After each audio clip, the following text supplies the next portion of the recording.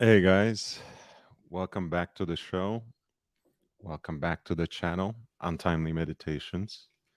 This is your host and your favorite pseudo intellectual, Lord Hellespont V, joining you live from Los Angeles. It's Memorial Day in the US. It's a day where we remember, or where we ought to remember, that freedom isn't free.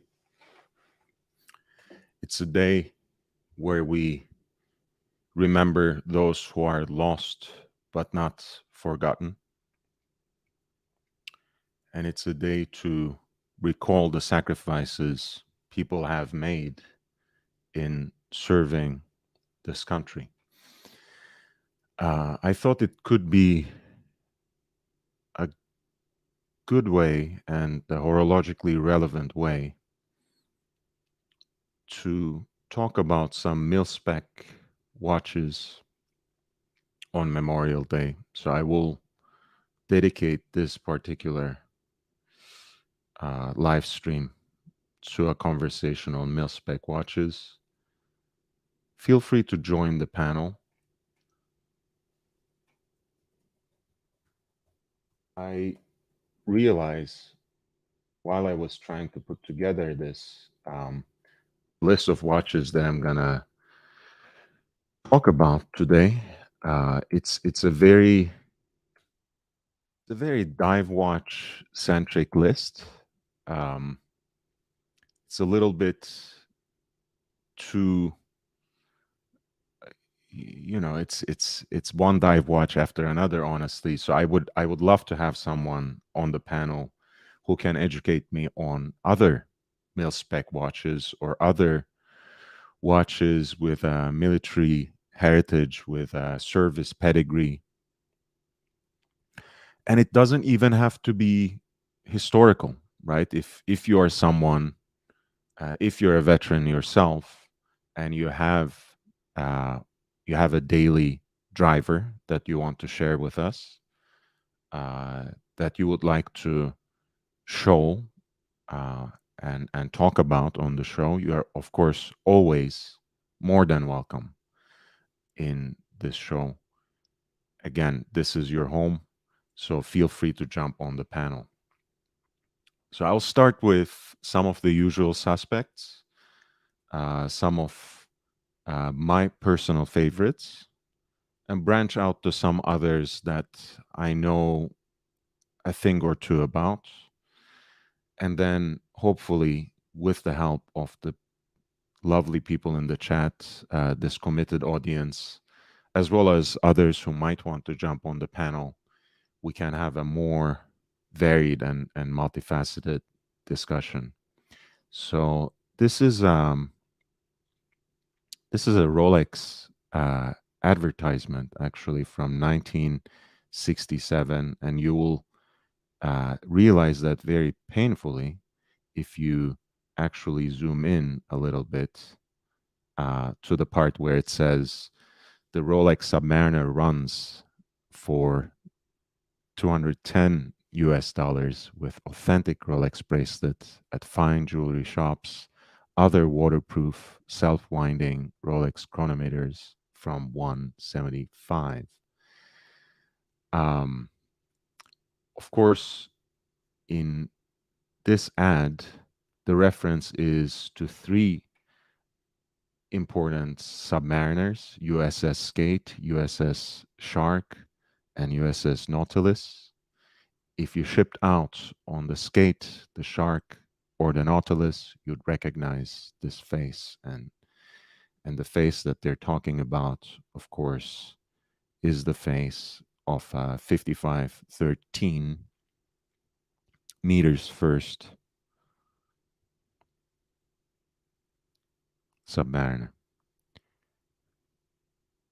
The classic look, no date, of course, two lines of writing, riveted bracelet. Unlike, of course, the mil-spec watches, you only have it graduated up to the 15th minute. So it's still configured as a dive watch and dive watch only. Whereas most of the dive watch examples that we will be discussing will have an entirely graduated 60-minute bezel, as you will see. You're looking at the Rolex Submariner. For years, it's been standard gear for submariners, frogmen, and all who make their living on the sea. Hey guys, welcome Timber Tramp. George, gorgeous watch on the thumbnail. Yeah, I loved it. We will circle back to that. That's the watch that I found 2 days ago, I think, just about on the Instagram account of Rolex Passion Report, and I reposted it earlier today because it was a very unique example.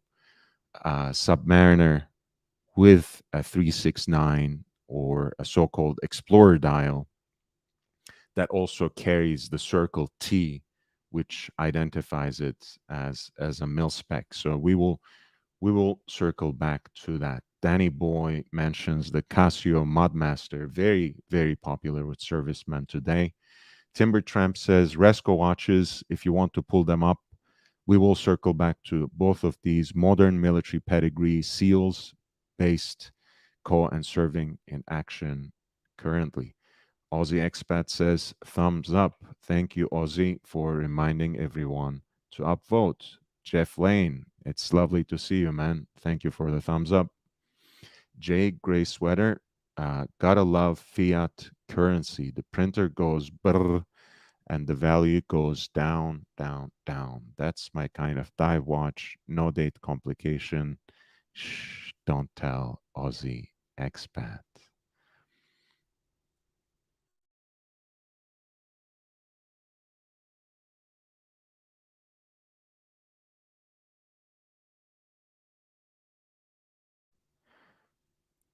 So this was our first example. It's not, for better or worse, itself military issued or mil-spec watch, uh, but in a way, 5513, as it is advertised on this Rolex ad from 1967, is the godfather, is the grandfather of all Rolex mil-spec watches. So let's focus on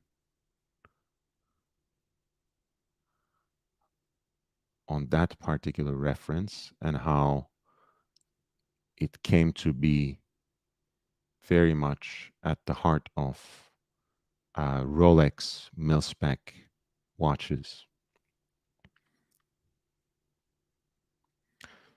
So here we have a Rolex mil-sub, as it is sometimes called.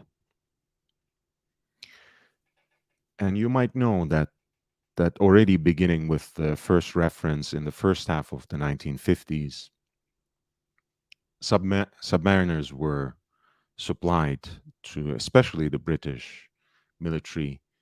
Um, but this particular civilian reference, 5513, became later on to be a double reference, known also as 5513, 5517. And along with 5514, it remains one of those special and specialized Rolex references that were never available for civilian purchase. You can already see its birthmarks, its distinctive marks compared to the previous example that we were looking at. First of all, let's focus on smaller nuances. It does have the same maxi dial. It should be a slightly later reference, probably closer to 1970s than 67, possibly 69, 70, who knows. But now we have feet first rather than meters first. The circle T, of course, signifies the luminous material on the dial, generously applied here in what is called a maxi dial configuration, right? An aesthetic that is reflected nowadays on contemporary submariners.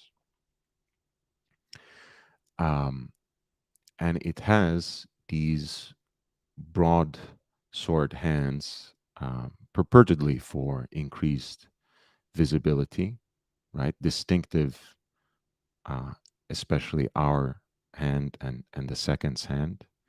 And as we mentioned, an entirely graduated bezel for 60 minutes. And and one, of course, one thing that is also quite special, uh, and perhaps somewhat limiting for civilian purposes for these watches, were the fixed lug pins, right? Fixed lugs, as people sometimes say, where you have a lug pin here that's soldered on, right? That makes it basically exclusively to be used with these military style, again, military issued NATO straps. Aussie expat says, I can afford the extra dollars for a date. Nice pun there.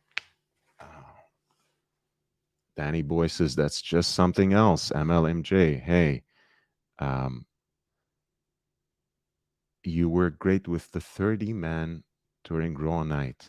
Hey, I couldn't watch it. I didn't watch it. But I was sent the clip.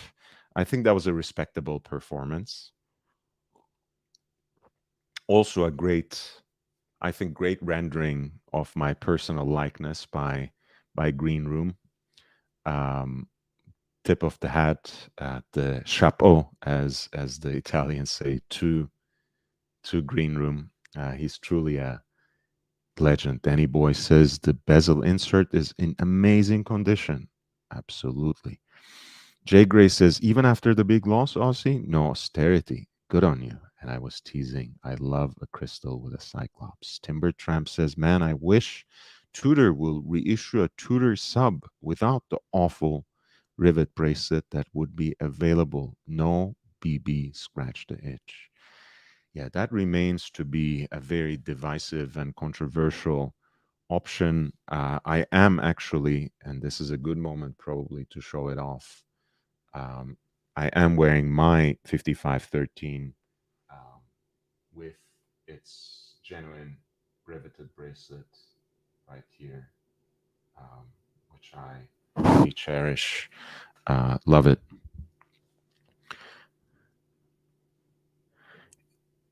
DP says, Amen. Yes, let's remember those who have fallen and those who are lost. Peeping Time says, is that a Steinhardt?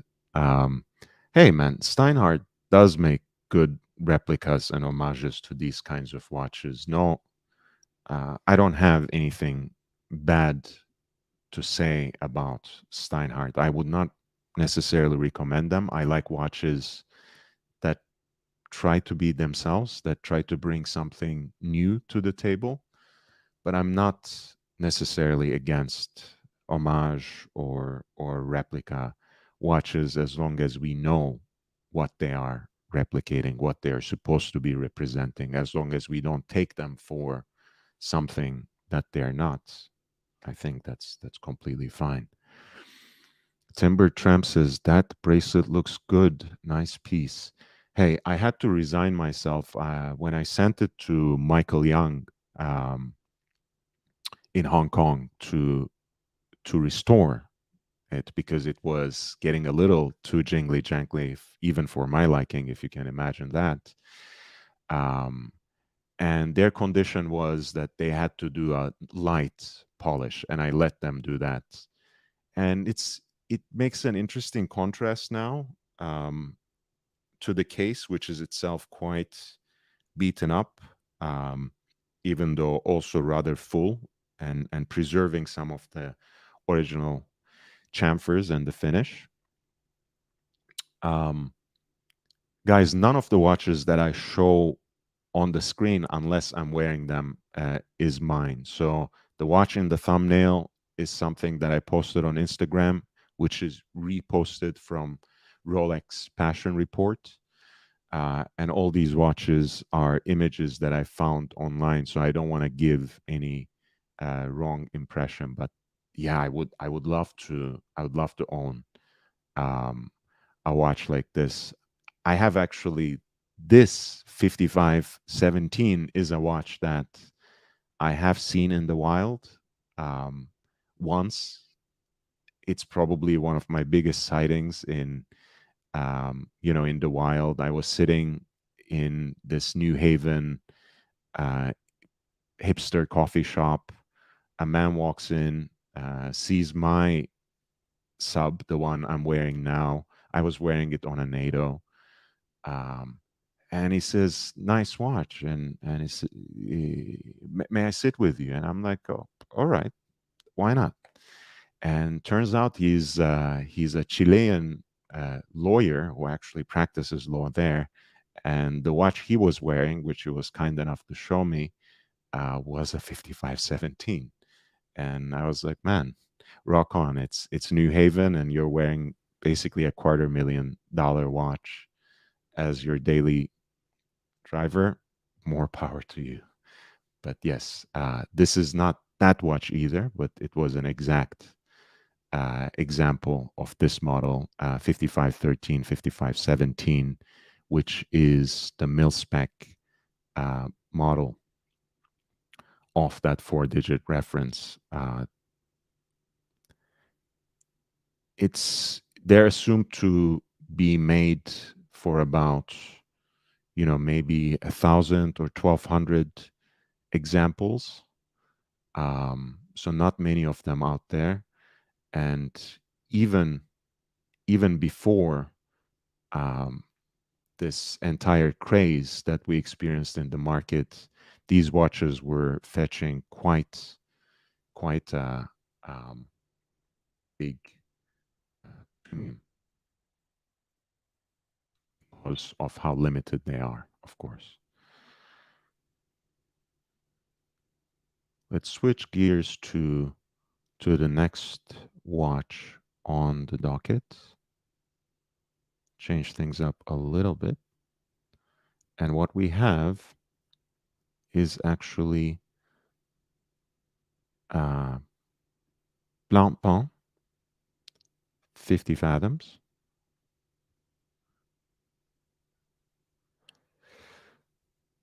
Blancpain, as you might know, is the first modern dive watch, um, engineered, created, invented by Jean-Jacques Fichter, um,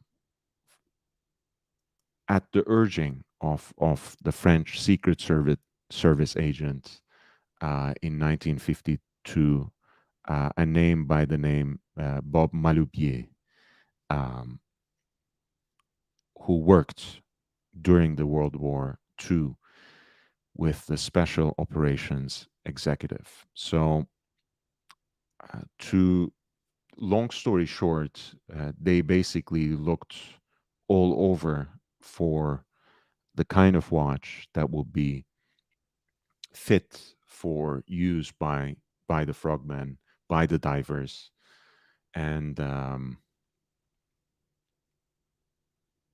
and all they were finding were these, like, coin-sized small watches that had absolutely no legibility, uh, and that were just not waterproof in any way.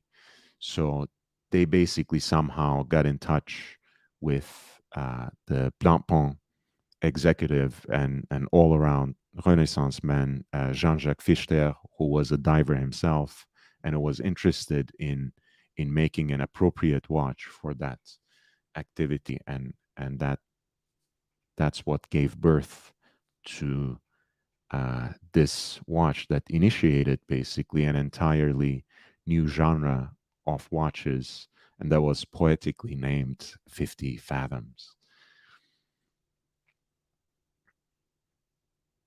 Uh, Piruka, hey, welcome to the channel. Jay Gray says, I would like a watchmaker's opinion on Steinhardt. By all means, yes. Um, and Timber Tramp says, also what makes it yours? Yes, my father's and mine. The case itself, it will never be, it'll never be polished. So it's well, you know, whoever inherits it after me can do whatever they want, but I know that I will never polish it. MLMJ says, thoughts on tropical dials. um in a way, I'm off two minds about it, you can say. Right, I can appreciate it aesthetically, um because sometimes you see dials that have just aged in such a spectacular fashion and in a way that actually reflects what they have lived through, in a way that carries the history and the story of that particular watch. Um, in that case, when I look at these watches, you know, whether it's just on a computer screen or if I get the privilege to handle and examine them more closely, I admire it, and um, and I understand why a particular um, kind of a collector might desire it, might um, pine for it. I'm blanking out on his name. There's a guy, I think his name is George Graham. Yes, I think it's George Graham. Um,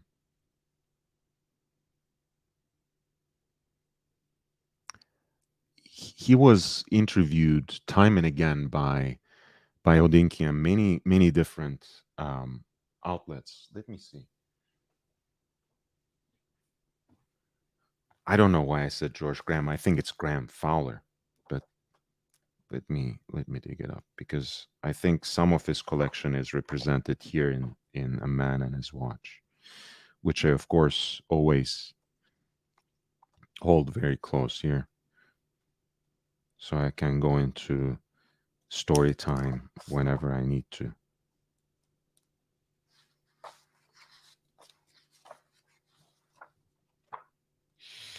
Um,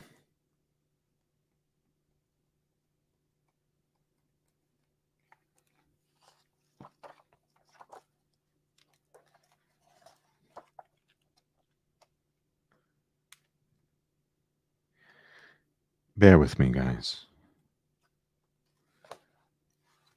Yes, Graham Fowler. That's it.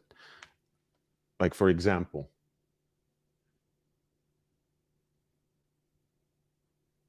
this is one of the prized pieces out of his collection, right? And he's a collector of particularly um, mil subs, mil-spec watches, watches that were issued to commercial divers, such as the COMEX references of Rolex, whether they are marked as such or not, whether they are 5514 or not. But anyway, so if it is a watch like that, and if it goes to the right collector, who can argue with that? Um, but I'm also somewhat suspicious and entirely not with it when it comes to people asking crazy premiums just because there's an interesting aging, because ultimately it's just water and humidity damage. So why are you trying to sell me a watch 3 4 times what it's worth because it's damaged? I understand for the right collector it can mean everything. For me, I'm not a mil-spec collector myself, So as much as I get passionate when I see them and when I talk about them, uh, I wouldn't want to own them, if you know what I mean. I wouldn't want to own one that has that sort of excessive aging. So MLMJ, that was my response to you. Eric L says, had a marathon GSAR and was drawn to the modern mil-spec concept. It was way too busy for a 41 millimeter watch, so much that it made it wear small. Interesting. Um, Fries with Mayo, reporting from Geneva, wearing a very similar 1963 Omega 165 024. Nice. We are going to get to that, I think. Yes, we are getting to that. And that's basically very similar to Rolex mil specs visually and aesthetically are very similar to um, Omega mil-spec Seamasters, and you will see what I mean in a little bit. Danny Boy says, if I subscribe, can I inherit the 5513, please? Danny, I thought we were friends. You were one of the first people I thought who subscribed to my channel. If you have not subscribed, I am heartbroken. MLMJ says, okay. Wizard is here. Jay Gray says, Blancpain, my first choice for a diver. Hey, I came a long way in terms of my perception of Blancpain, and all I had to do was to read more about the Blancpain, research a little more about its history, and actually go out there and wear a couple of different examples. And I realized that once again, I was reminded of the fact that never judge a book by its cover. You know, never rule out a watch just because it's too small or too big for you. In my case, usually I assume that it's too big, especially when it's listed 45 millimeter in case diameter, but it actually wears well. And when you think about the provenance of the watch, why it was designed, it's a watch that's supposed to be oversized. It's a watch that's supposed to be larger than life, larger than it should be. So it is visible under the most extreme conditions down there in murky waters. So it uh, it does matter. All right, guys, we are doing something right. We got the porn advertisement in the chat. We're doing really well today. MLMJ says, I missed you, mate. And Timber Tram says, does the modern Blancpain 50 Fathoms have the terrible engraved script on the case edge? Uh, I don't necessarily agree with your sentiment, Timber Tramp, but they do, yes. They do have the Blancpain engraving on the case flank, and that's another controversial thing about the 50 Fathoms. Mike David says, dress it up anyway. That watch is buggered. I, it doesn't need to be dressed up. It's a mil-spec watch. It carries its history.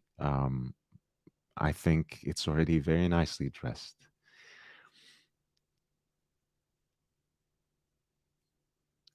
MLMJ says, was in Qatar with the missus for a few weeks. Nice. Good for you, man. That sounds like a nice break. The World Cup is happening at the end of the year, of course.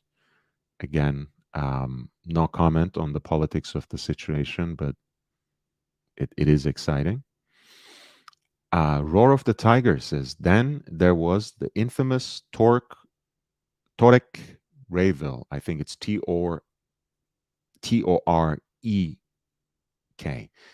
the winner of a US government contract for the military, which was really a rebranded Swiss Blancpain, although US laws only allowed US made products. There are a few different stories about that rower. I also heard that it coincides with the time where Blancpain could not use the Blancpain name because they didn't have anyone within the corporate structure who actually carried that name. Some somewhat antiquated nuance in the French code, I am told. I might be wrong. But Torek was the US distributor of Blancpain at the time. So that's where that branding comes from. And the watch was basically, like you said, rebranded Blancpain 50 Fathoms. So let's bring up quickly a picture of that. So oh, oh, Tornek. That's right. So we both had a little bit of struggle there to spell it, but there we go. I found an example that was Danny Boy. How's it going, mate? Good, man. I thought you were breaking my heart, man. You were saying like, you haven't subscribed to my channel. If Danny Boy hasn't subscribed, you know I take the piss, mate. it's all right, man. So this is the Tornek-Rayville that our audience was talking about.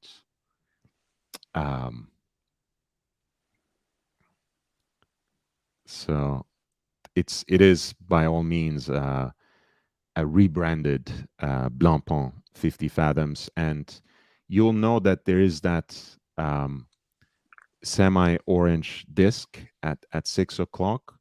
That is again a very specific marker of its mil-spec pedigree, because these watches were basically issued to divers for a specific mission, after which they had to hand it back. So those those were basically alerting to the quartermaster whether the watch was contaminated, leaking any water or humidity, whether it was compromised, I should say, not contaminated. But so it would fill up. The sign would fill up if the watch was in any way compromised, which would allow the quartermaster to recognize whether it was watertight or not.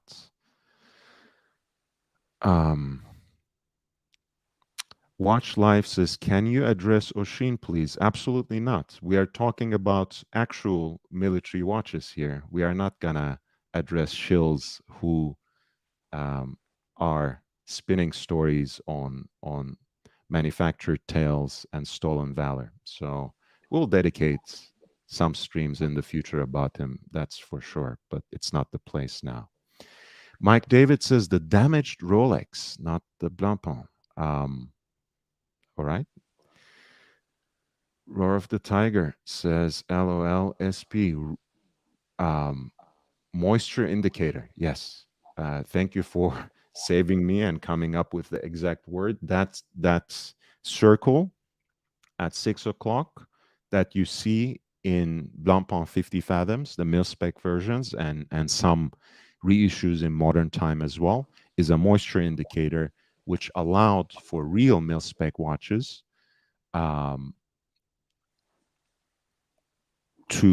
the quartermaster to know whether the watch was compromised by any water leaks or any moisture leaks. Watch Live, again, I'm not personally addressing or antagonizing you. I'm just specifically telling you that that subject will not be addressed in this live stream.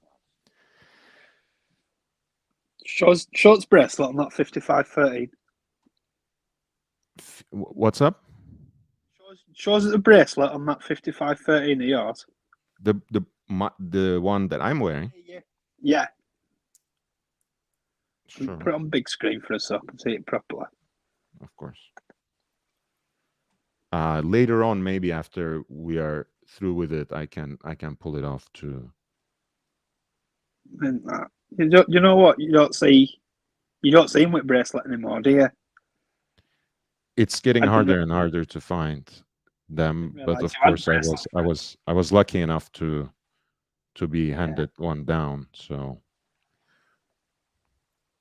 you really lucky to have bracelet with it. You don't see him anymore with bracelet. yeah, I mean they're beautiful watches anyways, and I do, you know, the riveted bracelet makes me appreciate a little more than the average person what Tudor is trying to do. Even though I'm not necessarily on board with just the aesthetic appropriation of it, but I can Mm. understand. You know, it's just one part of the bigger picture that they're trying to establish in terms of their design language. So I can see what they're going for there. Um, what about Breguet Type 20? Hey, Swiss, jump on. You can talk about a little bit of its heritage. That's why I know you don't have to jump on the minute I start the live, but I was saying in the beginning that my selection is very diver watch centric, very much reflective of my own taste. So anyone who wants to talk about chronographs, Flieger watches, you know, pilots watches, and other stuff, is feel free to jump on the panel and talk about them and help me learn and help the audience learn a little more about it. Um, the name of the bracelet repairman who actually has a great um, service, not only in repairing and restoring um, Rolex bracelets, but vintage restoration and refurbishment. I think he's a dealer himself of vintage watches as well, is Michael Young, and he's based in Hong Kong. Did Uh, you have Did you have GMT done by him? You had one at bracelets done, didn't you? By him. what's up, Danny? Say that again, please. I saying, did you have your GMT bracelet done by him? You had one of them done, didn't you? You did a really good No, job. this is the only brace that I had restored by him. It took quite a while. I might send him my Datejust bracelet, which is a little loose. But then again, you know, when it comes to the Jubilee, I It's feel what like it is, isn't it? it feels better when it's a little more jingly jangly. Whereas the Oyster, I don't enjoy it as much when Yeah. it gets that loose. So Jubilee I might bracelet. send, It's meant yeah, to be banana if shaped, isn't it? if I do send something to be restored by him, it would probably be my Datejust bracelet. Um, MLMJ mentioned Stova.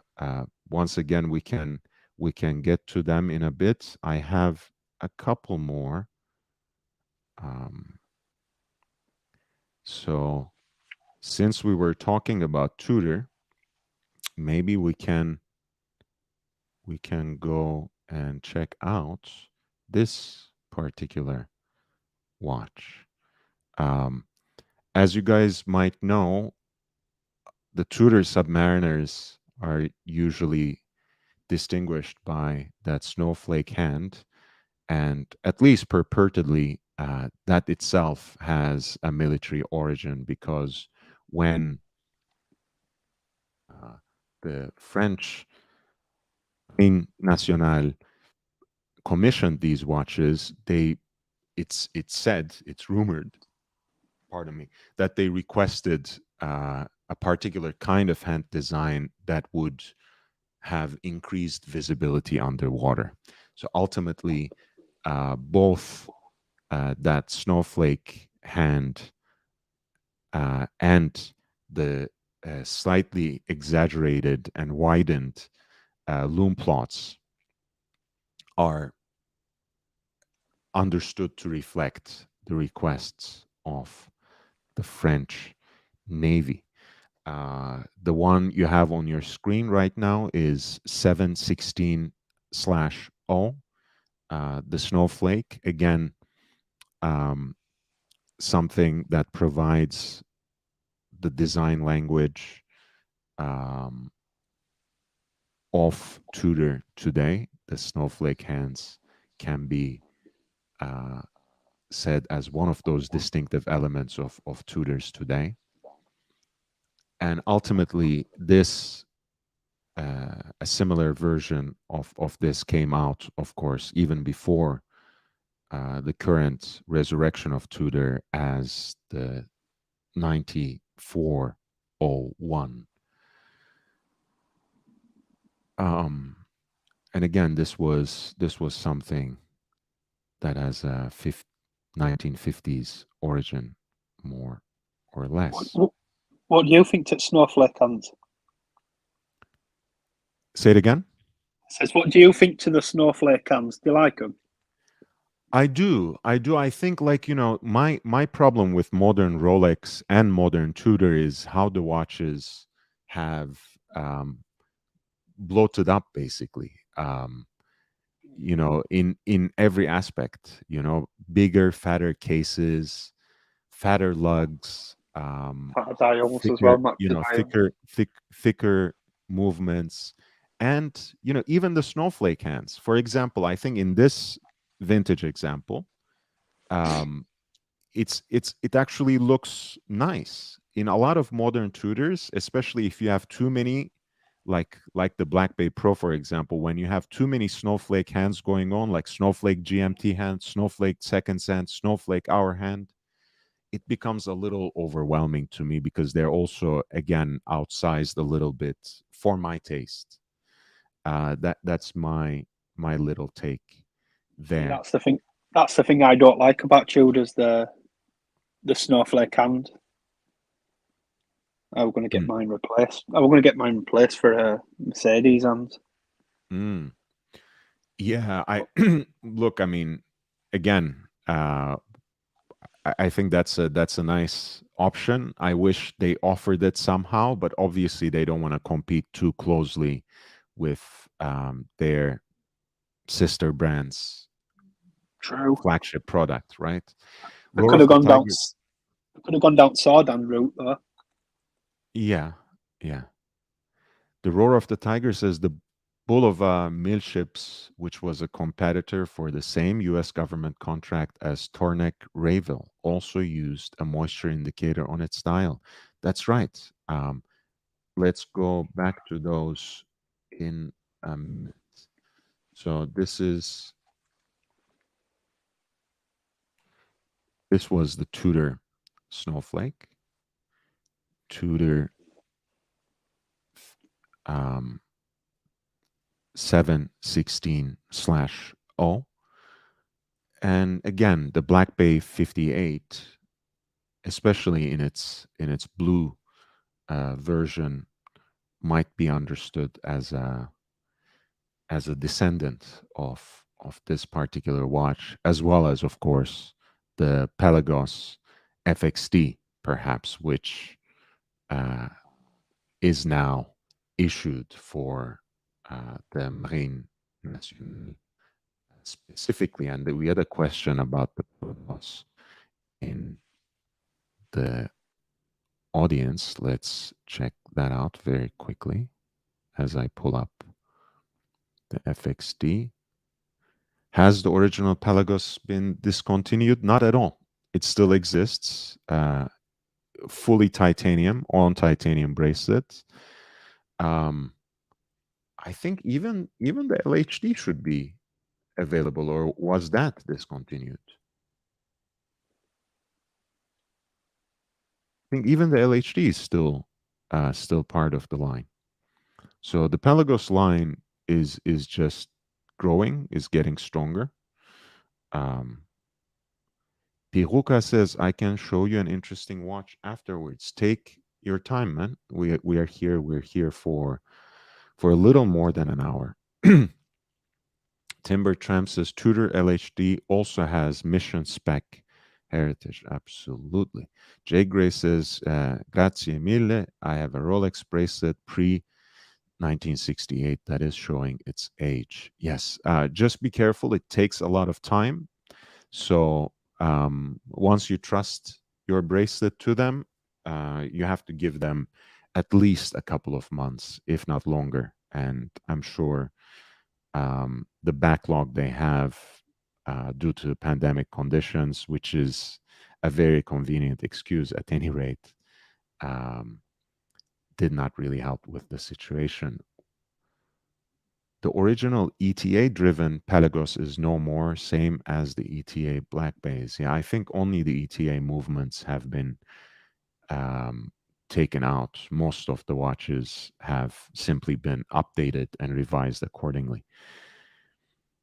The combination of the hour markers and snowflake hands, well, it works. Look, I mean, I'm a big fan of the FXD as well. Don't take me wrong. I just think the version with the full titanium bracelet is a little more attractive to me for the price point as well.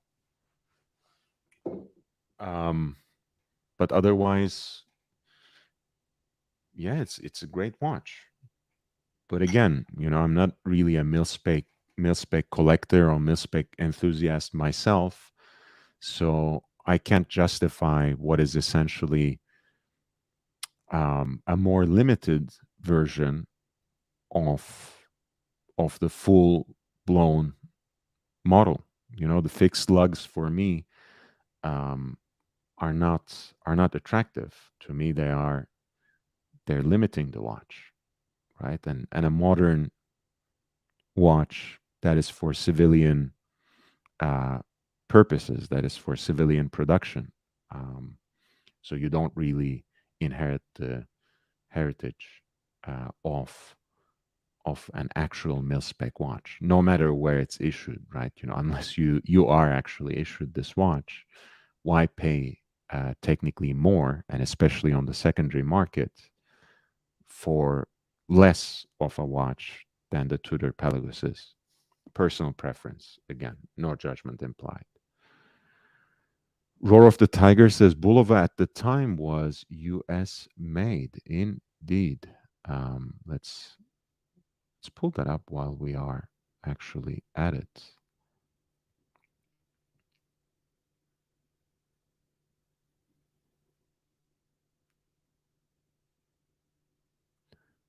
Um,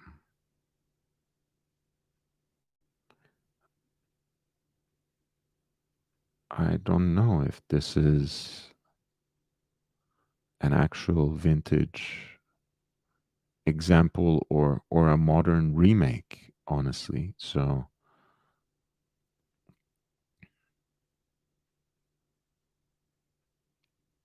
but I know they resurrected um, it for a new edition, right?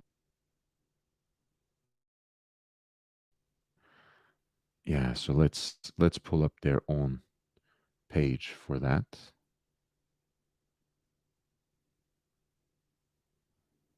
Right.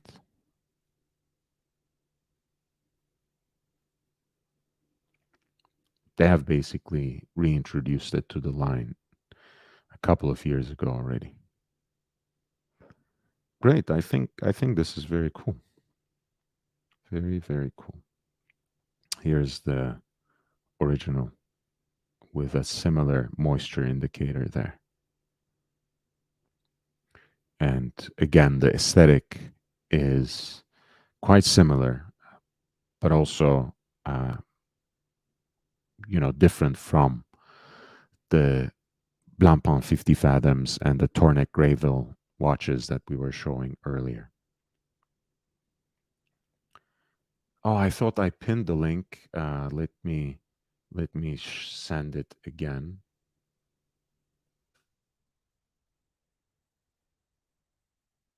Let's see. I am pinning it as well, but I sent it once more.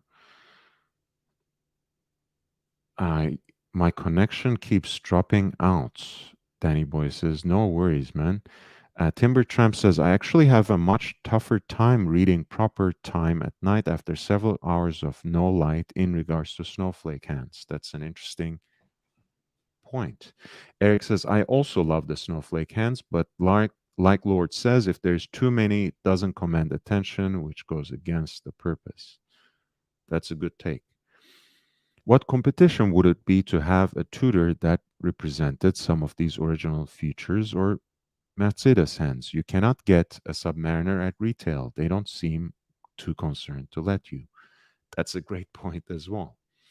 Yeah, maybe it is that time is upon us, Timber Tramp. Maybe, in fact, soon enough, Tudor will take the place of Rolex as Rolex continues to be uh, unavailable or otherwise inaccessible to most who can even afford it at retail, at least.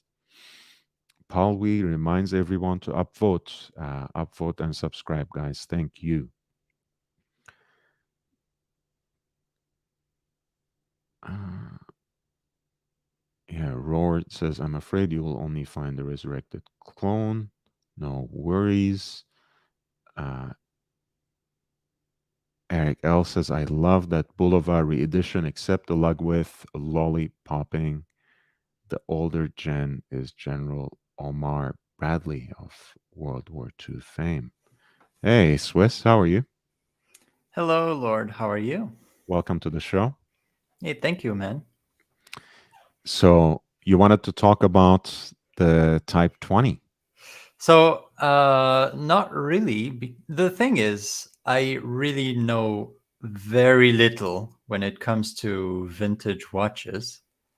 But I think there is a cool military watch that doesn't get mentioned too often. I have a little game. I have a photo of it. I'm going to send the link in the chat, and maybe you can try and find out what it is. Mhm. Send it in the private chat because I don't think it will. Right there. Okay. All right. Ooh, I have no clue. So let's see if anyone in the audience will Yes. know.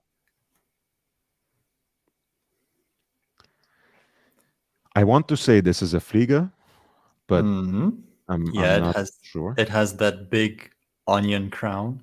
So Yeah. from the photo you cannot say, but it is actually a 48 millimeter watch Mm. from the 40s. Oh wow. Yeah, and I think it's one of the most beautiful vintage Fliegers that exists. So let's just give 1 minute to the people in the audience Mm. if they can find out what this particular watch is. And I love that coin edge bezel as well. Yeah, I think the dial is really beautiful. I don't know, the proportions are just so well done. Right. I really love it. Yeah.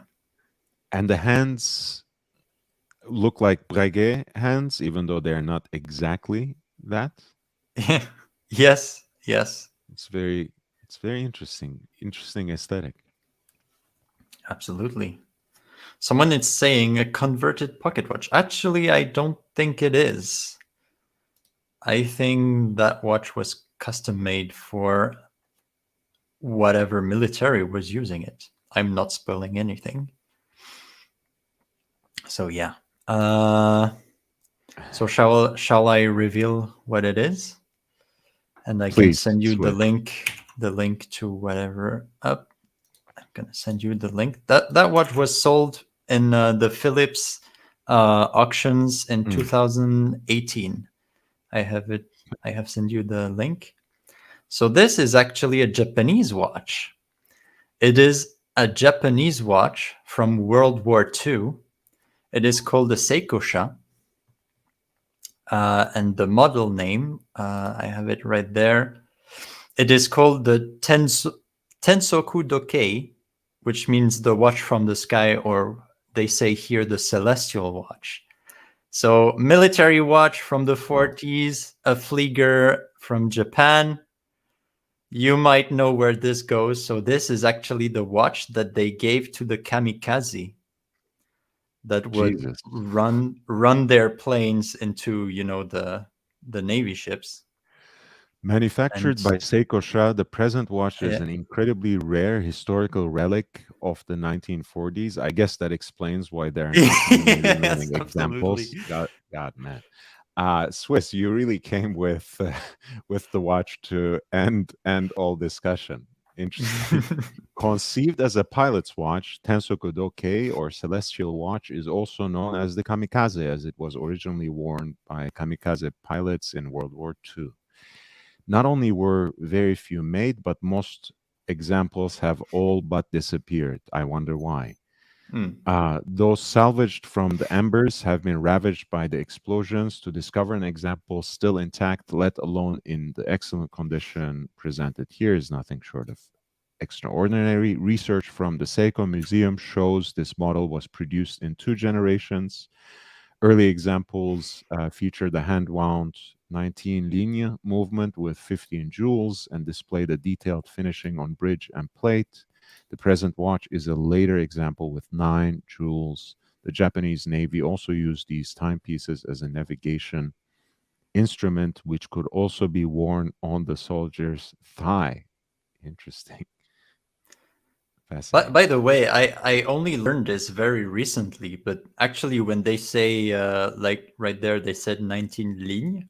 So ligne is actually a unit of measurement. I never understood that before until a watchmaker told me, a old school watchmaker, because it was like the old style measurement tool that you would use. Yeah. They would talk in ligne.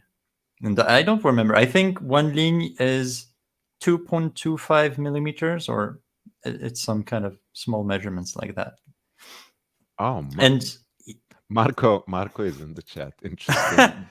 JJ, come back. Didn't know about your channel till Alex shared it with me. First time watching live. Hey, Swiss. hey, Marco.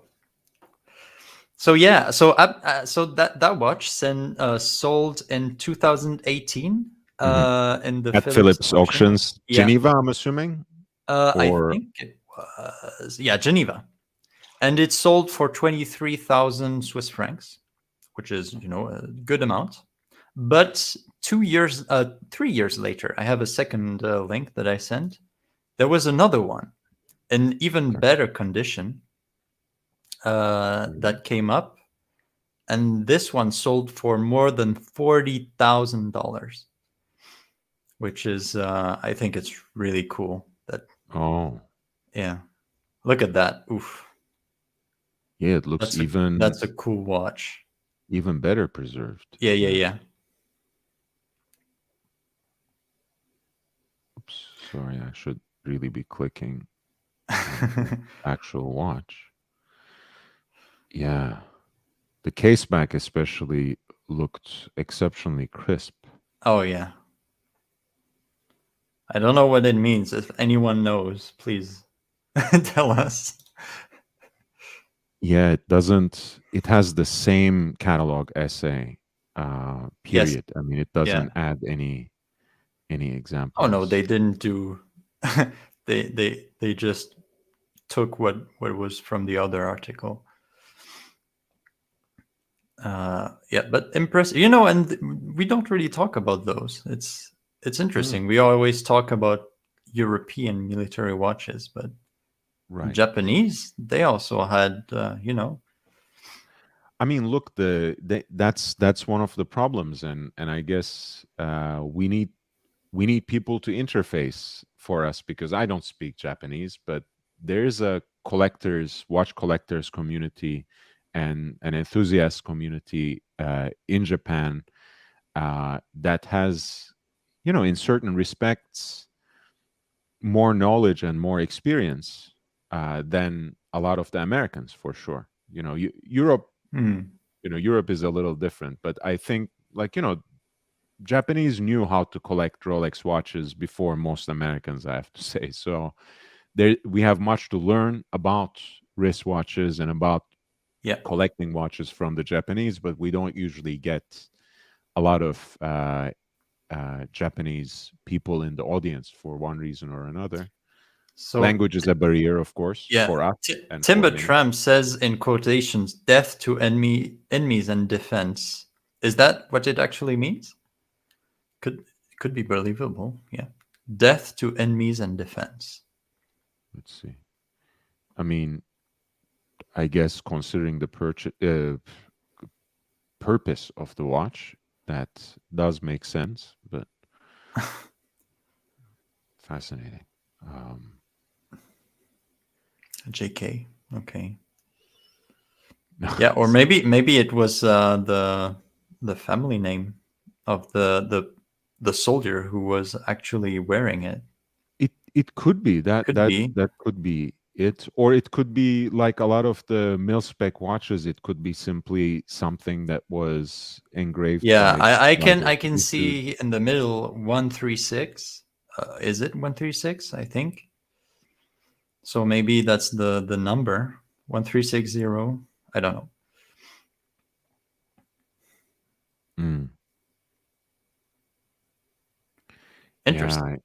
Yeah, I'll maybe send it to a friend who does know Japanese, and we will figure it out over time. But I have no resources now to Oh, really. that would be cool. Could be the date of their death, like the day they get deployed. Mm, Oh my god, that's yeah. Who knows? Who knows? yeah. Who Because knows? there's But that also is a grim thing to think about. it really is, and there's an entire genre of poetry. For example, there's an entire literary genre of poems that people wrote as they approached their death as well, and Mm.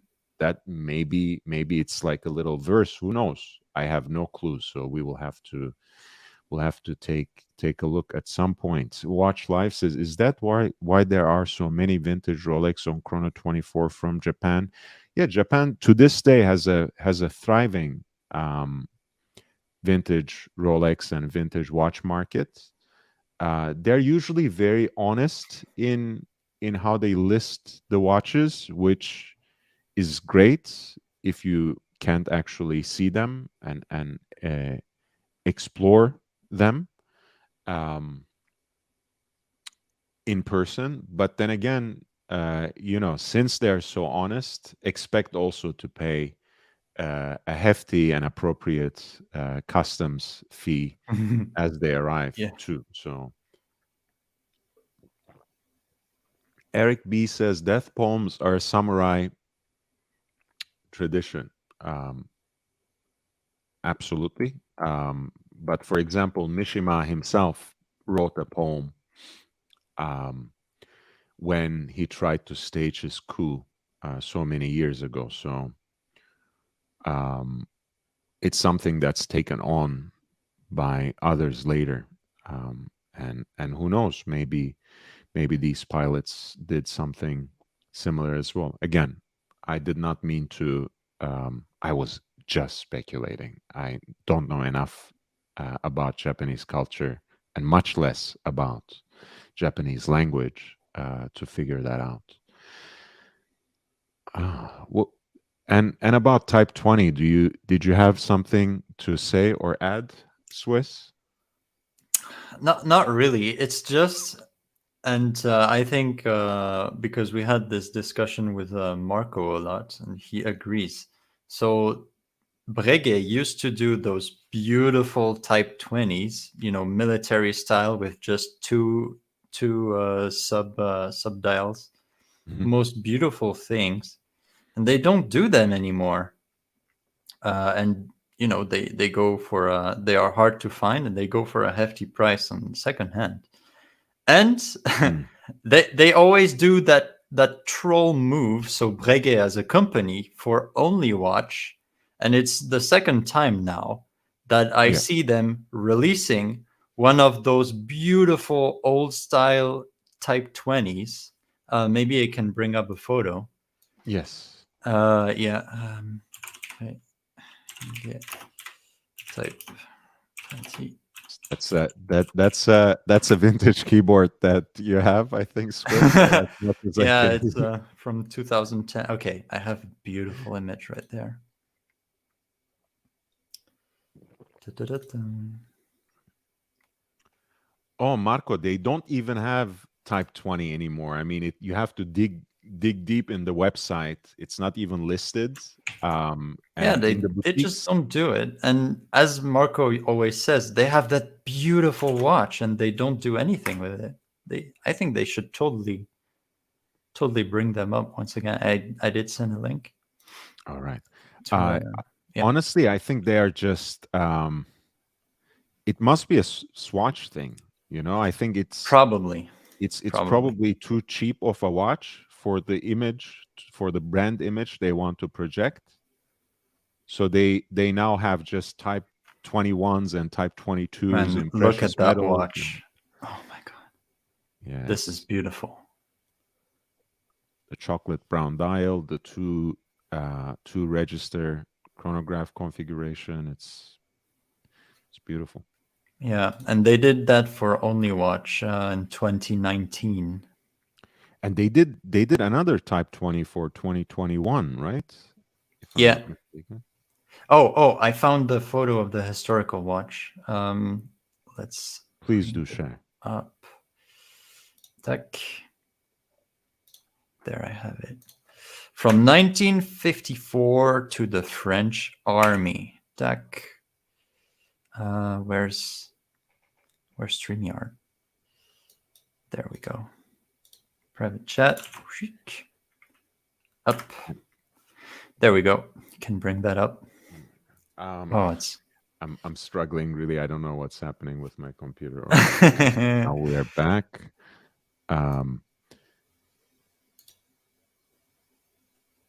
Yeah, it's wow. Yeah, you have that nice onion-shaped. So actually, Longines has a very similar watch. It's it's called the Big Eye, which really takes that dial Right. and this old style chronograph. Avigator Big Eye or something. I think. Yeah, Navigation, right? Avigator would be even worse of a pun, but Navigation is quite bad already. And I really don't get why Breguet doesn't do it. And this is a very handsome watch, by the way. Oh, it is. I mean, it is beautiful watch for. I think it's a bit more than 2,000. I don't remember. Yeah, 2,800. Yeah. To be honest, that's a good watch for that price.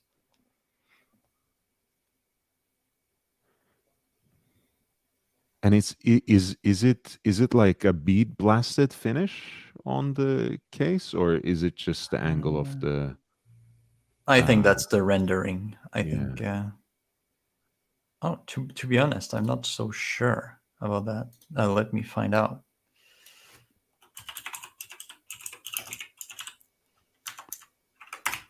Interesting. Yeah, it can be just the rendering, like you said, but then again, it also looks quite satin-like. And oh yeah, it is slightly satin brushed, very finely brushed. Okay, all right, that's very interesting. At least on the lugs. Even worse, as it's not even a column wheel chrono. Yeah, well, at least it's flyback, but still, yeah, it should be. Anyway, I'm not gonna get too hyped up about it. And it is flyback to the extent that they have to also write it on the dial. Retour en vol. It's funny.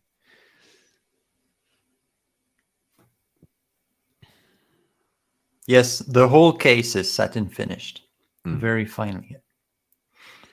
Yeah, I think again this was one of the. I had an earlier show a few days ago by now where we were talking about some of the best purchases for chronographs at each price segment, and this was one of our choices in the sub 5K segment. And I'm willing to get over the horrible pun avigation because it's just a cool watch.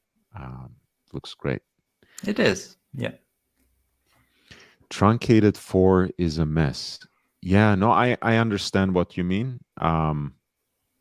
Look, man, I mean, Hey, Yeah, it's get the chopped world's off not by fair. the yeah. The world's not fair.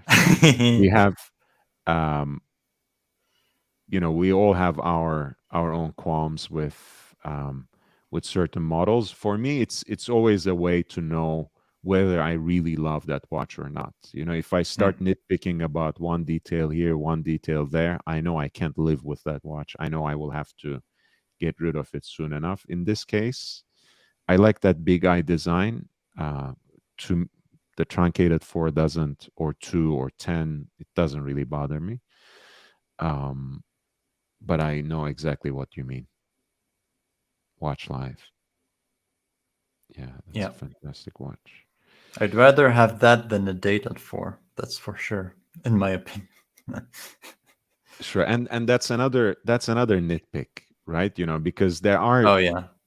watches that like. It's not like I have like an existential resistance to the date function. So there are watches that I like with the date function, and even those who that have a date between 4 and 5, that might be it. But if I'm getting agitated by that on a watch, I know I just don't like that watch. Yeah. I'm gonna Yeah. find a problem with it no matter what.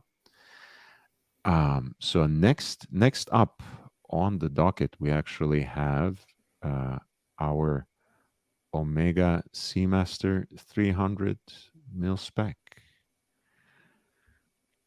I did tell you guys that it is very dive watch centric, but I wanted to for sure go through Omega because, as you see, the aesthetic is very similar. You have the big triangle, of course. The broad sword hands again, especially the hour hand,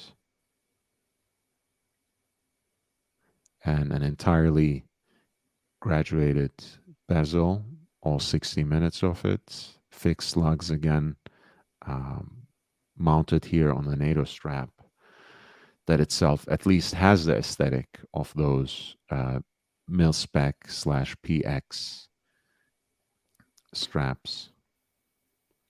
So I have a question. I'm really a rookie when it comes to vintage, but I can distinguish a slight miscoloration on the hands compared to the dial. Mm-hmm. Would that indicate that, for example, the dial has been replaced, or maybe the hands? Not always, and I'm Not gonna always. tell you why. Mm. So just one more word about this. So this watch basically replaced, took over the British contract after the Submariners. I think around 1967. But you probably know this, even if you don't know much about vintage watches. That in fact, we talked about this, right? Not everything was in house. In fact, most of the prestigious watchmakers had the best supplier for every single thing. The hands, the dials, the movements, the cases, right? All they did was really finishing, modifying, modulating, and assembling. And they all had their own standards, and they had all their own touch. And a lot of times this is a reflection of different sources for different dials, and hands. The hands might be coming from one supplier, and the dial would be coming from another supplier. And at the end of the day, they both had their own unique mixes for the tritium, so it ages differently. Okay, So very good explanation. it Yeah. doesn't always mean um, that something is replaced necessarily. If you see, of course, Luminova hands on a tritium dial watch, you know that it's been replaced, right, Yes. in service. Yeah. If Mm-hmm. you look closely with the loop, and the dial is refinished, the loom plots are perhaps refilled, you can notice those sorts of things. But in this image, I don't necessarily see anything problematic, except of course, for me, if I'm noticing any difference, it's the seconds hand doesn't match the hands and minutes. So maybe that is replaced potentially. Um, but even that, I have to look closely, and I have to actually do a little bit more research about the particular era and what kind of suppliers they used. But yeah, I wouldn't always worry about that, and I don't always consider that a deal breaker as long as they are period correct hands and dials. The dial matches the bezel plots. That's also true, because I think those that graduated bezel itself is filled with loom, if I'm not mistaken. Timber Tramp, correct me or confirm. Eric L. Okay, love this. Sword hands, Explorer dial, fully graduated bezel, and twisted lug case. Such a sharp look.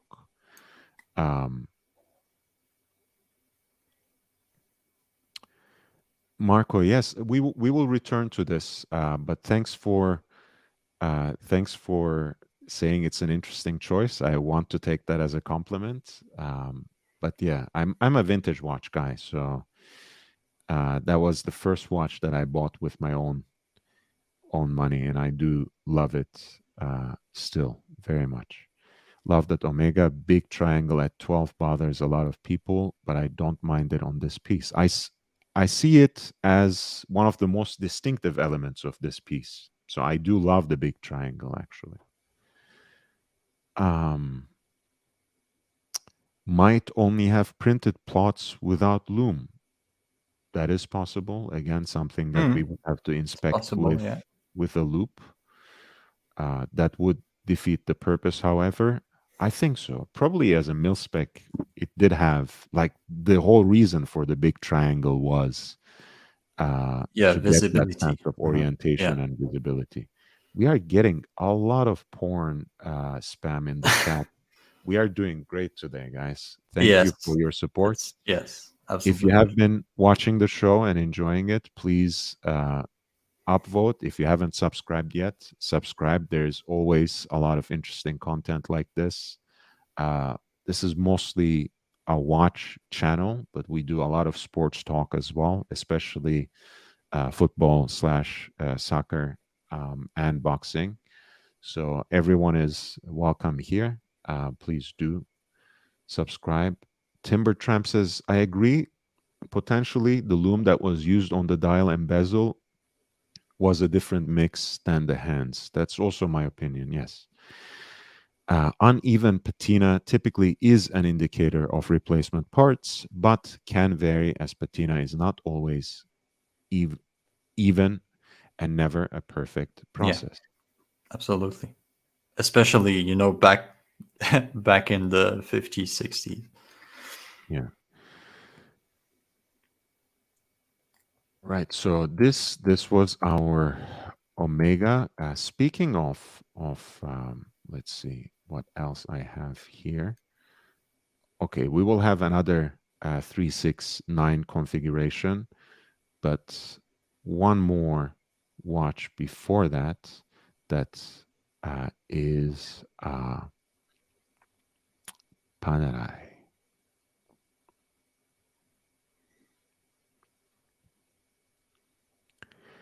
And by the way, fries with mayo, that was the Omega was more or less for you, because you were talking about your reference 165024, and that was nicely reflected in that MilSpec we have just discussed. So as you know, Panerai was itself basically a Florence-based supplier for Marina Militare, the Royal Italian Navy. And ultimately, this was a watch that was put together for them by Rolex. You can recognize that the case reflects the shape of early Rolex Oyster Yep. cases. And of course, the movement itself was a Rolex movement, specifically a movement made by Cortebert for Rolex and supplied then to Panerai. More or less, you can say they only made the dials. The Radiomir illuminated their specific and very, very visible sandwich style dials. And again, this is something being issued to Frogman specifically in the Italian Navy, remains still a very important example of a watch with a military heritage or provenance. Eric B says the Panerai workshop was asset stripped for Junghans during the war. Interesting. I didn't know this detail. Panerai started off building depth gauges for subs. Nice detail. Thank you. Dirk Diggler says, upvote, please. Thank you. Thank you, Dirk, for reminding everyone. Hey, guys, everything counts. All votes count. It helps me gain a little more exposure as I try to make my way to 1,000 subscribers. And ultimately, my goal is to get this channel monetized. So all your help in giving me a little more exposure, spreading the word, sharing the link with everyone else is invaluable. In the meantime, if you want to contribute, if you want to encourage me in creating this kind of content, running these live streams, if you want to support the channel, help me buy more equipment, feel free to send a PayPal contribution, and that's at lordhellespontv@gmail.com, lordhellespontv@gmail.com. I also have a Cash App at $LHVVV, $LHVVV. And finally, we come to the crown jewel of my presentation, at least. This is something I came across just a couple of days ago on the Instagram account of Rolex Passion Report. It's not the first time I see a 6538 with an Explorer dial, a so-called Big Crown Submariner. But it is the first time I see one that is MilSpec, that is military issue, and you can recognize that by the circled T above the depth rating, again, giving you the the information about the luminous material, tritium on the dial. We have the entirely graduated bezel insert. We have that wonderfully and uniquely shaped coronet. I don't think I have seen one that's so maxi before. Very cool. And we have, of course, the iconic 369 quote-unquote Explorer layout, which gives the watch, again, another unique charm. Man, that is such a beautiful watch. I never saw anything like that before. No. And Oh my God. you see the little serifs on the on the markers and everything. It's like, it's fascinating. All the vintage details of these sorts of watches, very, very unique, and I love it. And it seems just too perfect of a condition, somehow hard to believe sometimes. But hey, at least in the photo, everything looks to be in the right order. Yeah.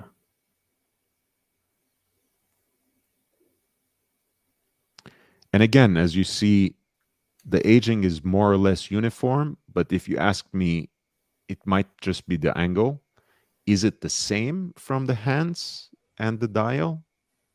Maybe not, but everything looks right otherwise. So I'm not necessarily always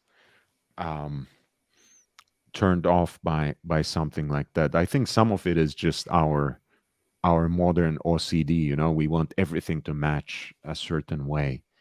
That just wasn't the case. Dirk Diggler says that watch has some stories like If These Walls Can Talk. Jimmy says, Totally. Yeah. wonder what story that sub has to tell. And Eric B says straps should be pussers at Admiralty Grey for true pedants. Absolutely. Yeah, and also, by the way, it's too light of a color for me. Anyways, I think even if I went with a green, I would probably choose something darker. I'm assuming the person who has the watch or who has listed the watch perhaps wanted to match the patina, perhaps. Yeah, that's what I think, and I think it looks really nice. I really like it. Oh, J617 has a interesting comment right at the bottom. J617 always has very strong opinions, 99% substantiated, 1% he just sticks to it for no reason whatsoever. Like implying, for example, that the first Rolex sub wasn't actually a sub and just a turnograph. No proof of that or no record of that anywhere, but Jay still holds on to it. He says here, that's a civilian mod. Hey, it is possible. I don't have the watch in my possession. I'm not trying to sell it or pass it on as a mil-spec, but I've come across it, thought to share it. We'll figure out. Maybe the story will come out. Jimmy says, really? Again, it's possible, guys. It's if I actually had the watch in my possession, I could tell you better. But if there is a lot of history for mil-spec watches, there's perhaps a richer history of people trying to pass on watches as mil-spec with devious modifications. So I wouldn't put it past them. Yeah, and as I said before, in my concern, I really know nothing about when it gets into vintage Rolexes and all of that. So I'm just discovering, like everyone else. Mm-hmm. Yeah, it's possible. Right. I mean, that would be the other thing. I haven't seen, not that couldn't be replicated or faked, but in this case, this is the only image that I have of this watch, right? I haven't seen the movement. I haven't seen the case back. I haven't seen if and how the case back is engraved. Pardon me, whether that matches the supposed provenance of the watch. So I'm not going to present any strong opinions about it, but it is something I came across a couple of days ago, and I thought it could be an interesting way to bring up in a conversation of mil-spec watches. When it comes to vintage, the phrase "buy the dealer" is uber important. Hey man, now that you are working for a dealer, you have to say that. No, I mean, look, it's for anything, man. It doesn't have to be vintage watches. You have to buy the seller. There's no doubts about that. The problem with that, of course, Marco, again, this is not shading any particular dealer.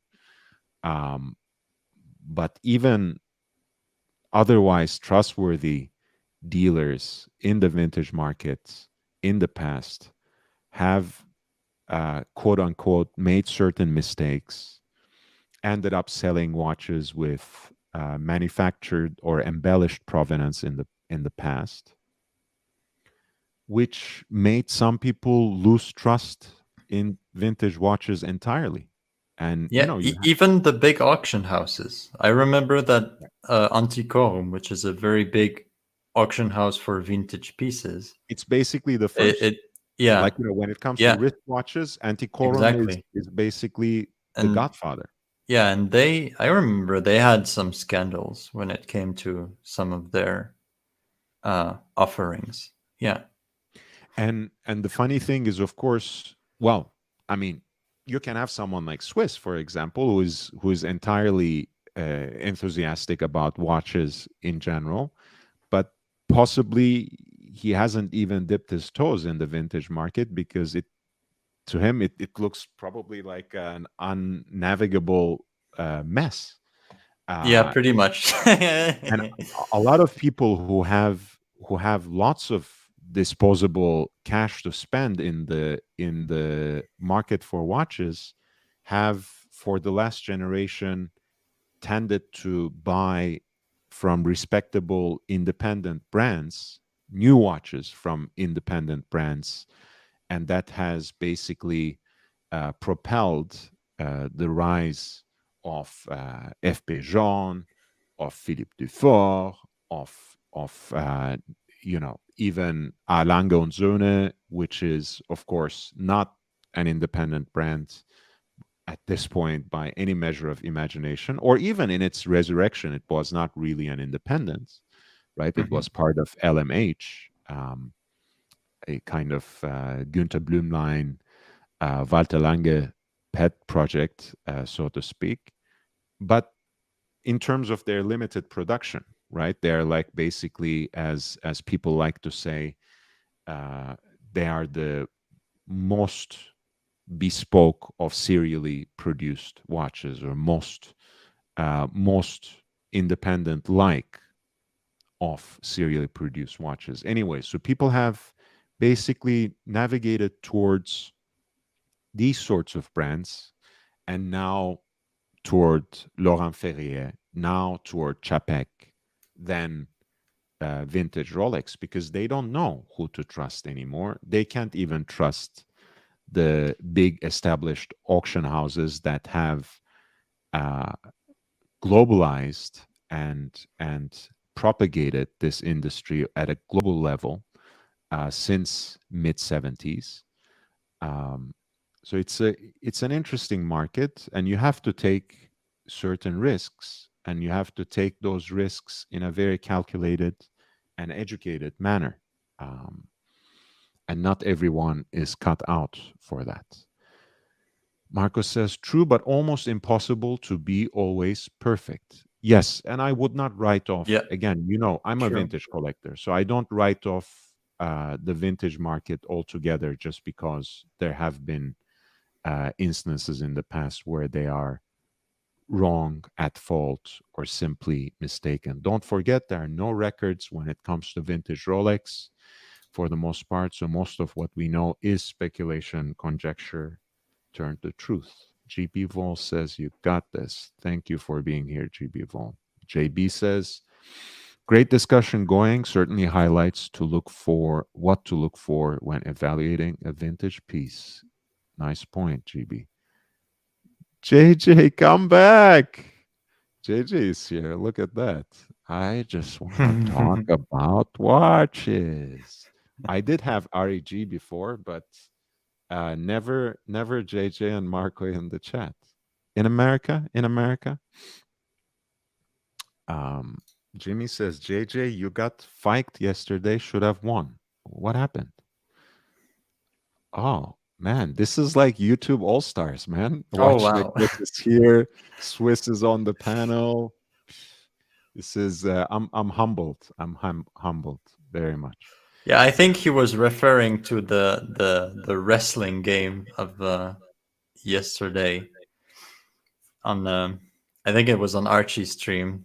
They had recreational wrestling game, and Yeah, the they whole cast was there. right. Yeah. They sent someone sent me a clip Yes. of when I appeared, which was a Yes. very short but respectable performance, and I thank Green Room It for really was really funny. It was really funny. but anyway, it's all fun, and I Yes. think again, um, he got the hairline right, he got the patched jeans right. That was a great likeness for me, and as a one-off, I'm not gonna charge them anything for using my likeness. There you go. Ryan Singer says upvoted. Thank you. Eric L says upvote. If you're still tuned in, it's because you like Watch Talk. We just want to talk about watches. And JJ, come back.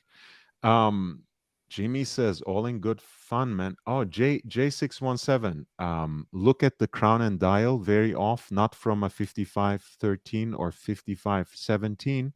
Well, that's because this is a 6538. I'm telling you, Jay, sometimes you get stuck in your own 1, 2, 3, 4, 5, and you confuse things. Again, I cannot vouch for the military provenance of this watch 100%, because again, Rolex is said to have supplied the Brits since early 50s, since they have first introduced the Submariners. But the more well-known history is with 5513 and the later independent reference of 5517, or double reference, I should say, 5513, 5517. This is presumed to be an earlier example of a big crown submariner, possibly supplied to the military, possibly built for a mil-spec. It can be wrong. This is the only photo that I have of the watch. JJ, come back. Timber Tramp says unique. Gentleman's Hangout podcast. JJ says Greeny did a good job. Timber Tramp, Royal Rumble. It was funny. I find Green Room quite clever. You can blame it all on me. Well, I would rather you blame Tim, of course, but if that's your condition, I will take it. I'm always after blaming the right people, but hey, if you're gonna come back, you can blame it all on me. JJSW, JJSW, JJSW. Oh man. Oh, I'm looking at that auction from 2018 where I found the Seiko shop. They were actually offering the left-hand root beer. Oh yeah. Oh, Can you send the link for let me that? send you a link. And in the meantime, maybe I can tell Marco, if he's still in the audience. There you go. It's in the private chat. What else do I have in the collection? Basically, the heart of my collection is my 5 Rolex watches and one Reverso. I have this 5513. I have that 16753 root beer transitional with the nipple dial. This is, of course, the 4-digit, as you can see from the raised crown. The hands are pretty unique to begin with. Dauphine hands, the small GMT hour hand. And of course, it's so-called destro, right? Yeah. Wow, what a fascinating that watch. is gorgeous. And the dial just aged so beautifully, man. And in really, really good condition. Like, this is beautiful. And this is full gold, 6542. And it sold for $200,000. I mean, even more. At the time, I guess the parity was more or less established, but now Swiss francs are worth more than US Oh yeah, dollars. So, before it was a bit more. Yeah, wow, the left-hander. from And this is 1959. yeah, because it's the first reference, but they had already changed to aluminum bezel inserts, of course. Did they do the root beer with the bakelite? Yeah, that's what I was yeah, wondering. That's why I they- didn't say anything. I want to let's find out. I want to Bobby Google it in the in Let's the background. learn about watches. But I've never seen it. I don't think they ever I'm did. also gonna Bobby Google it.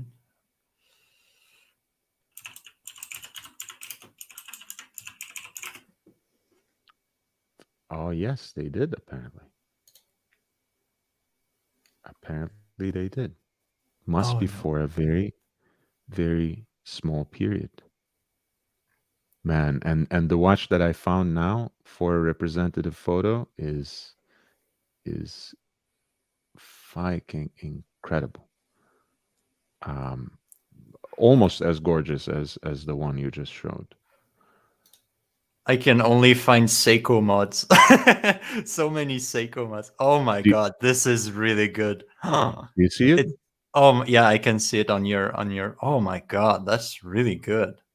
It's almost like a burgundy color now. Mm. Oh, with the full gold. Oh, this is really rich. And a full gold riveted. Yeah, look at bracelet as that. well. Fantastic condition. The top hat crystal, of course, you see how it's raised. Yeah.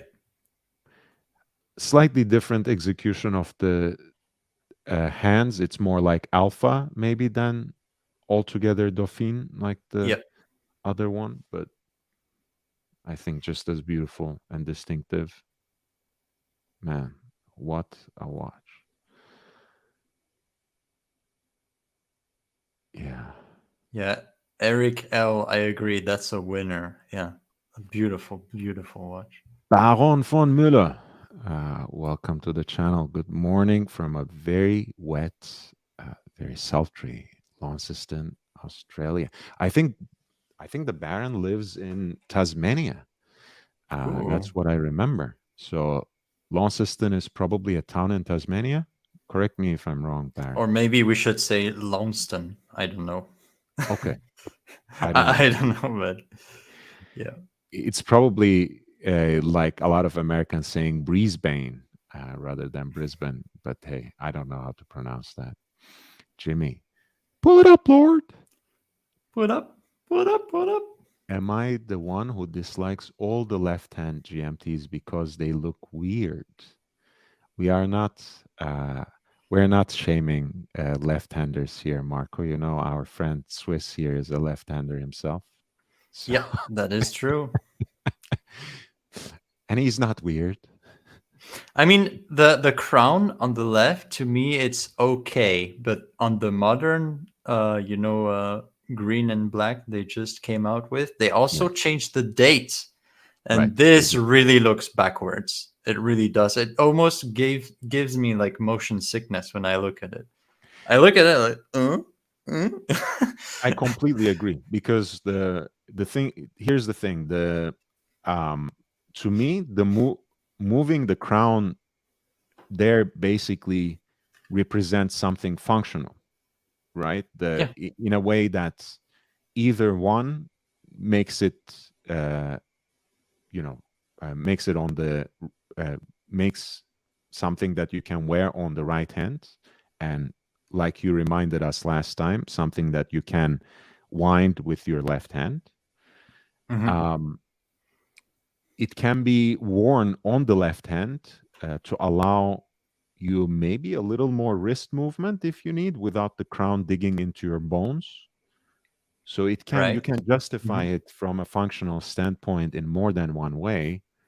The only justification for Rolex moving the date function as well to 9 o'clock in the new model is because they're lazy and they didn't want to build a new movement from the ground up, so they just flipped around the movement. I mean, that's the only explanation. Could be. Eric L says that's a winner, but I wouldn't give 200K plus for an example. But wow, yeah, it's really Well, maybe not you, but a collector that has a tiny museum, he could totally do that. right. Maybe And expose it. honestly, if I were that sort of high rolling collector, not being a huge chronograph guy, I would rather spend my money on something like this than a Daytona. Right? So, Mm-hmm. if you want to put $250,000 on a vintage Rolex watch, why not get a full gold example of a root beer with, if you can find it, with the bakelite bezel insert, than a Daytona. I know the Daytona is cooler. I know it's in many ways more iconic, certainly more desirable, no question about that. But I think this is an absolute winner. And Corrado Galizia, welcome back, man. It's the date that messes it up. Guys, we're in the last stretch, by the way, the last 10 minutes, I'm guessing, because Archie's starting in 10. Let's see, just checking that. Yes, it is starting at 10, so we are going to close in about 8 minutes. Please upvote, and if you haven't subscribed yet, do subscribe. This is a watch channel with supplemental sports talk and with just a tiny bit of drama, which cannot rival the more dramatic and theatrical channels, because I have no talent for that sort of entertainment. So we'll talk about watches here. If you like it, subscribe, upvote the stream.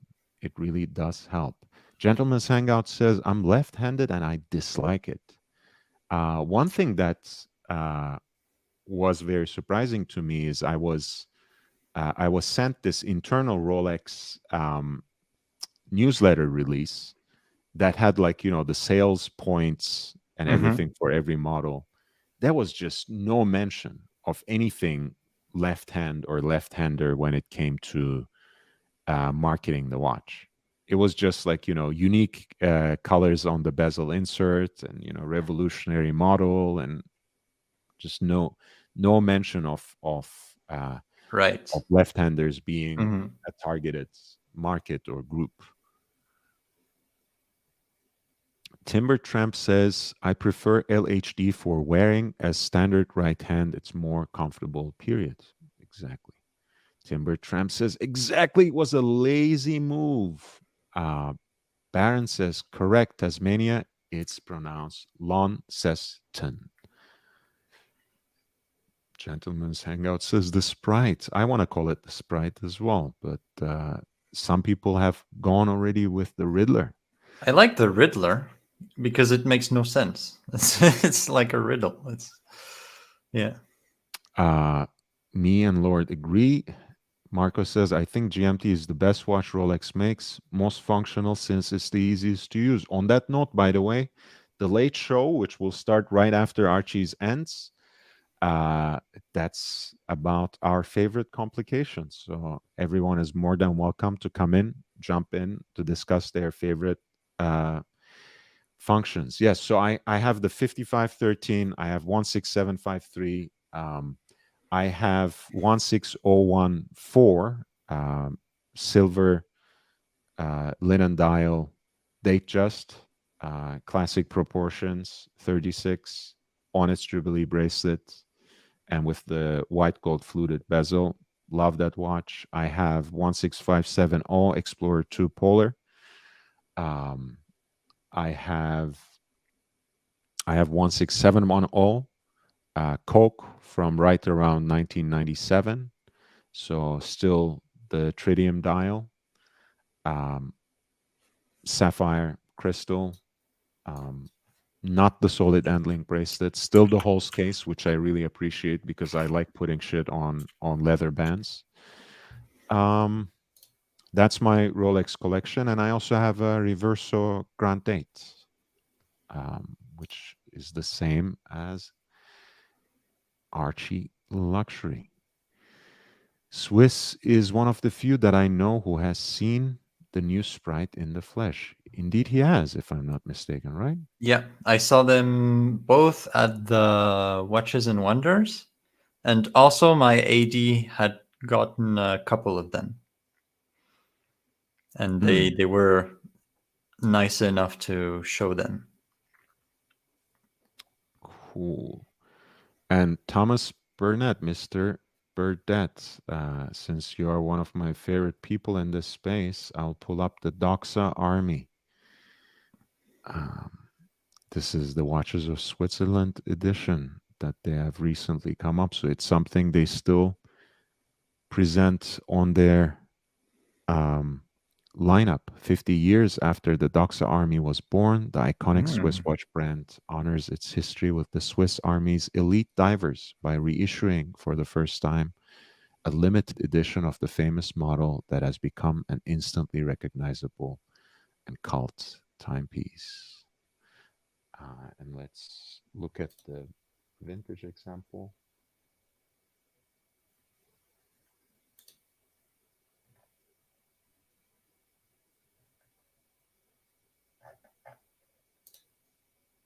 Very, very cool.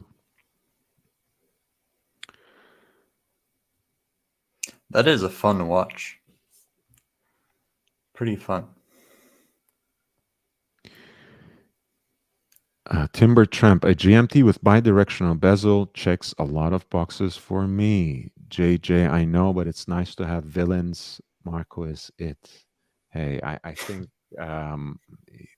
yeah, I'm not sure if I agree with that necessarily, but I do understand that he is, you know, an outcast from the Archieverse, and I understand that. JJ says, Paulie, there seems to be a lot of villains lately. Indeed. People who are exiled and outcast for several reasons. Indeed. Timber Tramp says, nah. JJ, yes, Ocean and Baggins. Looks Eastern Euro. Guys, we're closing in about 2 minutes. Again, if you have enjoyed the watch talk, please upvote, like the stream. It helps a great deal. Spread the word. Send the link out on other platforms. Help me reach 1,000 subs. In the meantime, if you want to contribute, if you want to encourage and support the channel, help it become self-sustaining, feel free to consider a PayPal contribution at lordhellespont@gmail.com, lordhellespont@gmail.com, and the Cash App is $LHVVV, $LHVVV. Pauli says, Lord's a villain now, actually. Well, I mean, it's my dream role, actually. I always, ever since I first watched the Bond movies, I've always wanted to play a Bond villain one day. And this is as close as I can get because I'm a failed actor.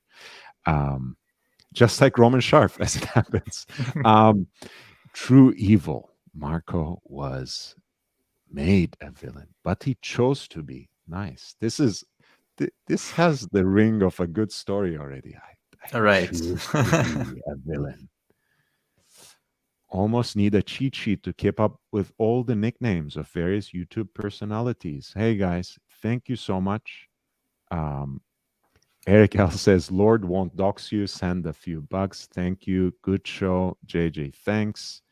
Marco and Lord were villains in the wrestling match. Yeah, we are the heels. We are the heels. JJ, I assume so, but I don't like Tim, so I don't know what he's thinking. We can assume if it causes potential super chat losses, Tim probably dislikes it. Pauli says he is a parasite. And JJ says, LOL. Guys, with that, we are signing off. Love you all. Thank you for your support and presence. The chat is what keeps everything going. So please come back. JJ, come back for the after show. as well. Take care, guys.